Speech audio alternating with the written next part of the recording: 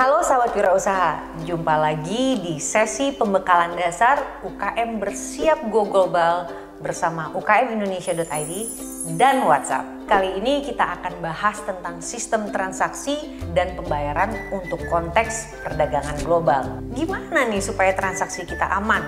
Jangan sampai barang udah mahal-mahal kita packing, kita kirim, udah bayar logistik, uang dari pembeli nggak kunjung masuk. Untuk itu langsung aja yuk kita diskusi dengan trainer kita, Mbak Nisa, yang udah cukup sering ngurusin pengiriman dari kardus-kardusan, palet-paletan sampai ukuran kontainer. Jadi Mbak Dewi, saya akan berbagi pengalaman tentang pengiriman kami, mulai dari pengiriman yang besar, juga pengiriman yang kecil. Pengiriman eceran atau retail ini biasanya pengiriman yang skalanya kecil, misalnya kita kirim 4-5 kemasan ke calon buyer kita. Ada juga Mbak, pengiriman kecil ini disebut sebagai pengiriman sampel. Biasanya sampel itu kami berikan secara gratis ke buyer, tapi ongkos kirimnya dan pajak-pajak ditanggung oleh buyer. Sebenarnya adanya komitmen buyer untuk membayar baik ongkos kirim, pajak, atau sampel itu makin memantapkan kita bahwa ini adalah benar-benar buyer yang serius kepada kita. Kalau teman-teman ternyata dapat order melalui e-commerce malah jauh lebih mudah. Kalau lewat e-commerce itu verifikasi kepada buyernya jauh lebih gampang. Umumnya nih pembayaran melalui e-commerce itu menggunakan payment gateway, misalnya bisa melalui kartu kredit, kemudian ShopeePay atau PayPal. Dan selaku pembeli pun juga jauh lebih aman. Kenapa? Seandainya nih si penjualnya gagal mengirim atau misalnya produknya ternyata tidak ada, dana kalian aman karena akan tersimpan di dalam dompet digital. Bagusnya lagi,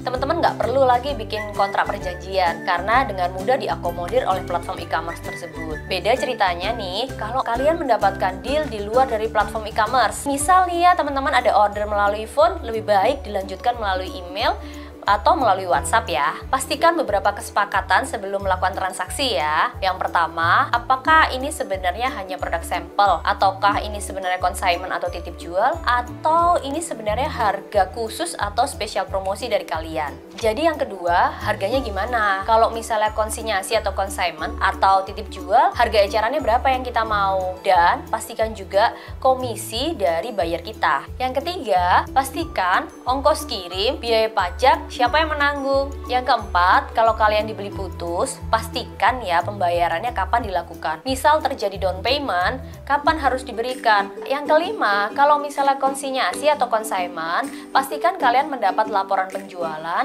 dan berapa sih barang yang laku terjual? Itu wajib kamu pastikan kepada calon buyer kalian. Yang keenam, jangan lupa membuat kesepakatan pembayaran melalui mata uang apa. Kalau kalian memilih pembayaran melalui mata uang rupiah, maka apabila terjadi fluktuasi, semua risiko ditanggung oleh buyer. Ya, saya juga mau cerita nih soal pengalaman saya dalam melakukan consignment atau konsinyasi. Kami bisa melakukan konsinyasi atau consignment hanya kepada perusahaan-perusahaan atau rekan buyer yang direkomendasikan oleh pemerintah atau partner yang terpercaya. Kenapa? Nanti apabila terjadi resiko, itu sepenuhnya tanggungan dari kita selaku penjual. Ada retur, ada expire date, itu semua akan dikembalikan ke kita. Sehingga pikir-pikir lagi ya, jika ada tawaran untuk melakukan konsinyasi ke negara atau partner yang belum tentu kalian kenal. Makasih banget Mbak Nisa, tapi saya tertarik untuk gali pada fase trial atau uji pasar. Wajar nggak ya kalau misalnya mitra bisnis kita itu pada mau bersepakat skema konsinyasi dulu, jadi nggak mau beli putus? Bener banget sih Mbak Dewi, kadang-kadang kita yang produksi itu kan suka ngerasa lebih susah ya daripada mereka yang melakukan promosi. Padahal ya enggak juga, kita tuh kan sama-sama membutuhkan ya, mutual benefit gitu. Memang kadang calon mitra buyer kita itu kan butuh waktu untuk melakukan promosi, mengenalkan masyarakat tentang produk-produk yang kita titipkan ke mereka.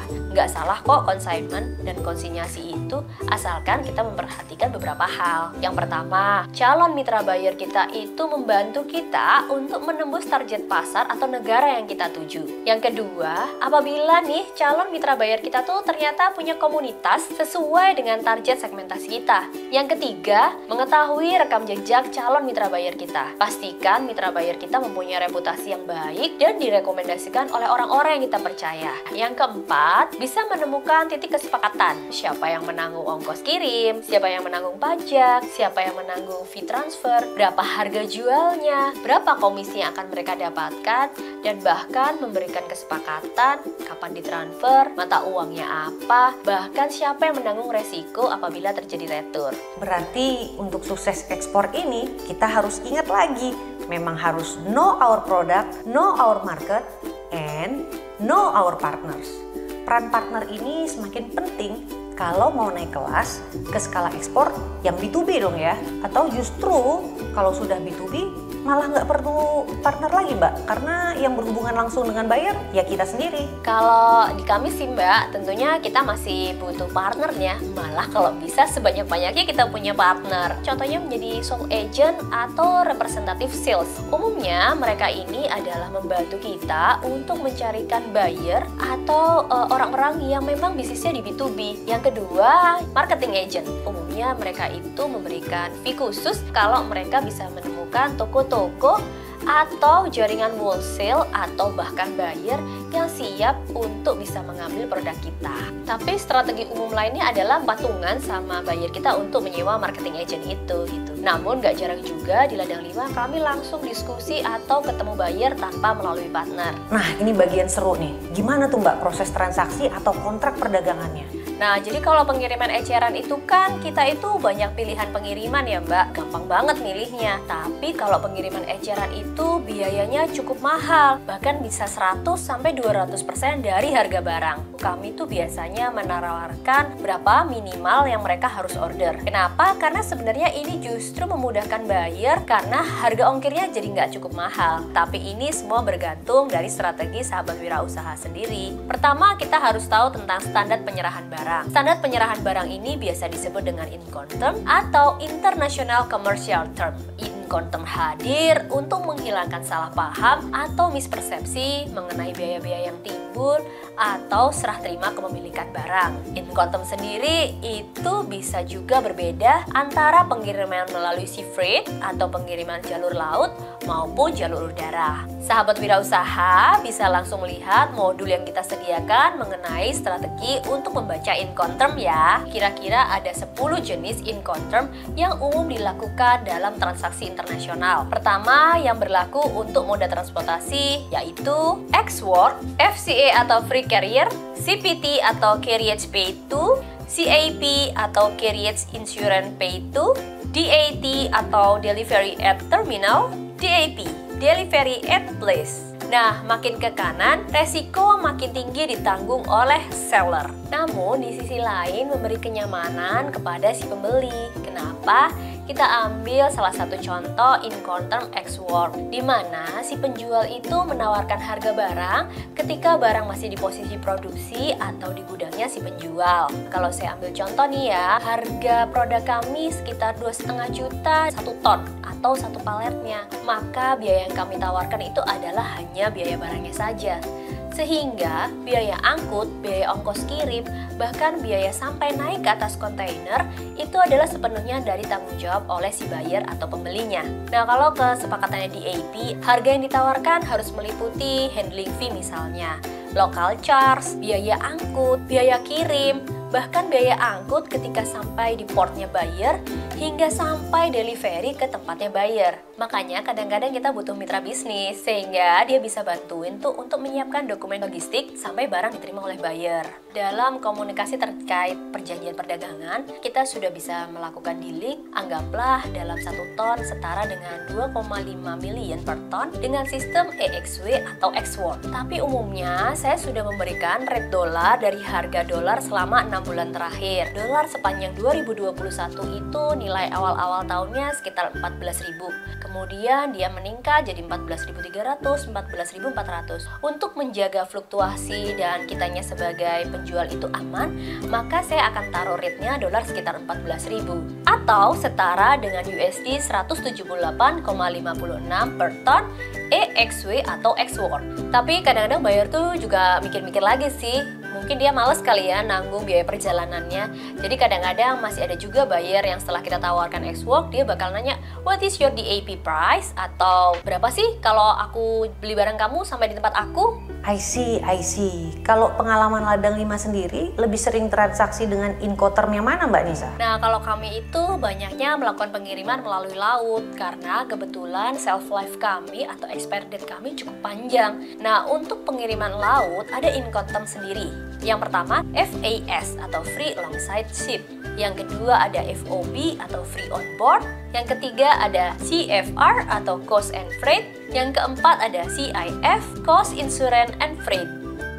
Kalau FAS itu tugas kita sebagai seller atau eksportir mengirimkan barang sampai aman di sisi kapal forwardernya. Tapi kalau freight on board itu tugas dan tanggung jawab kita sebagai eksportir mengamankan barang hingga sampai barang di atas kapal. Sedangkan CFR itu dimana kita sebagai eksportir bertanggung jawab juga terhadap biaya-biaya sampai barang tiba di pelabuhannya buyer kita. Nah, kalau CIF kita tidak hanya menanggung biaya barang sampai di pelabuhan tujuannya si buyer, tapi kita juga menanggung biaya-biaya asuransi yang terkandung di dalam nilai barang kita. Nah, ladang 5 sendiri sih lebih banyak memilih FOB ya, itu jauh lebih aman untuk kedua belah pihak. Biasanya kami bertanggung jawab mengirimkan barang hingga sampai di atas kapal.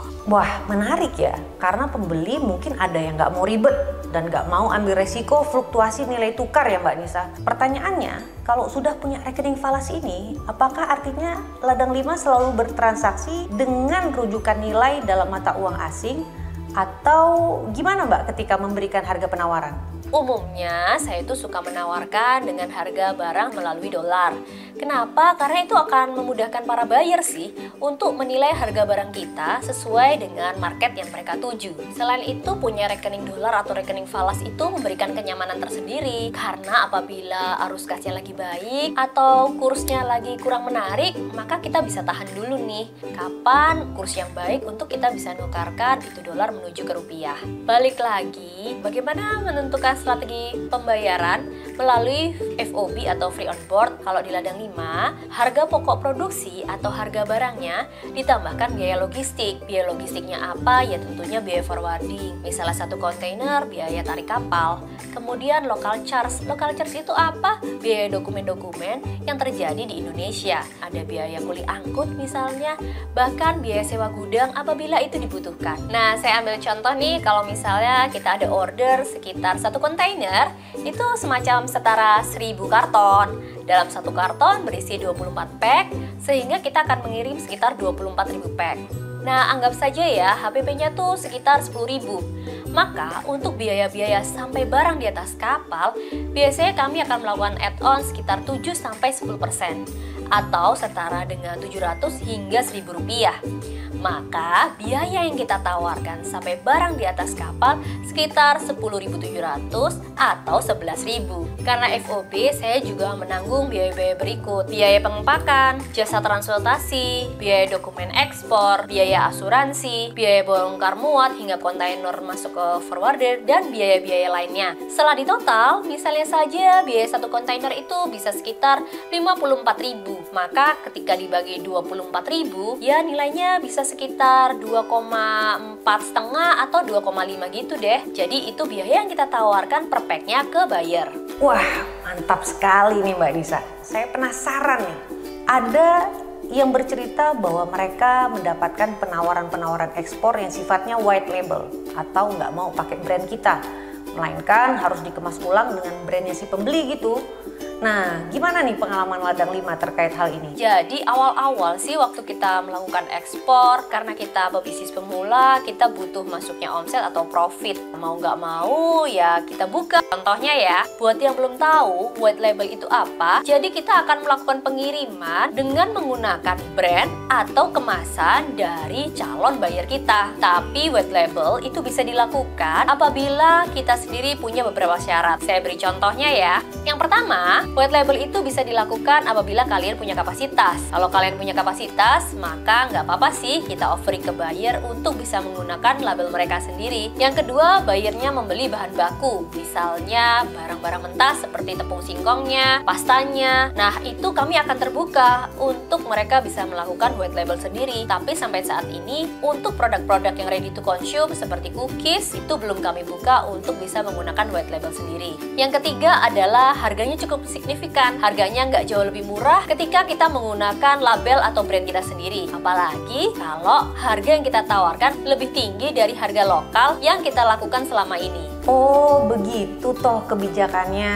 Terakhir nih Mbak, pada Incoterm FOB ini, stuffing alias proses memasukkan barang ke kontainer sampai memastikan barang terangkut dengan baik dan lengkap adalah menjadi bagian tanggung jawab Ladang 5 selaku eksportir. Nah, pada tahapan tersebut, kapan sih Mbak kita bisa terima pembayarannya? Kami sih selalu proses apabila dana DP atau down payment-nya sudah masuk ya Mbak. Setelah itu kita melakukan produksi, pengemasan, menyiapkan barang, melengkapi dokumen, hingga barang naik di atas kapal. Kemudian kami akan meluncurkan atau merilis Bill of Lading. Apalagi tuh Mbak dokumen Bill of Lading? Jadi Bill of Lading itu surat tanda muat barang di atas kapal. BL ini semacam bukti kepemilikan barang atau bisa disebut sebagai kontrak atas adanya transaksi, dan juga bukti telah dilakukannya pengiriman oleh pihak perusahaan forwarding. Pada dokumen BL ini didokumentasikan beberapa hal. Yang pertama, nama pengirim, yang kedua, nama kapal, yang ketiga, data muatan barang, yang keempat, nama pelabuhan muat, yang kelima, nama pelabuhan bongkar. Ya, kalau BL sudah disahkan oleh pihak forwarding, maka konsignee sudah sah bahwa barang itu sudah dimiliki oleh mereka. Kita selaku shipper atau penjualnya akan mendapat kopian dari BL tersebut. Sebelum BL saya kirim, biasanya nih Mbak, kita kirimkan invoice pelunasan. Nah, Bill of Lading ini akan kami berikan ke buyer setelah dia melakukan pelunasan. Untuk menjamin kelancaran transfer, jangan lupa teman-teman selalu pastikan kode bank atau Swift code yang biasanya terjadi atau dibutuhkan sama bank untuk transaksi internasional. Wah, terima kasih Mbak Nisa sharingnya. Sesuatu banget deh ini. Gimana nih Mbak Nisa? Apakah masih ada hal penting lain nih yang sahabat wirausaha harus pahami? Kalau untuk pembekalan global Mbak Dewi, saya rasa sahabat wirausaha juga perlu memastikan bagaimana kepuasan dari pelanggan kita, sehingga akan terjadi transaksi berulang atau repeat order yang makin tinggi. Ah iya, repeat order inilah yang sejatinya kita harapkan setelah pengiriman pertama terjadi ya. Nah sahabat wirausaha pasti penasaran deh nih untuk tahu gimana tips dan triknya untuk maksimalkan repeat order. Untuk itu, simak semangat video pembelajaran berikutnya.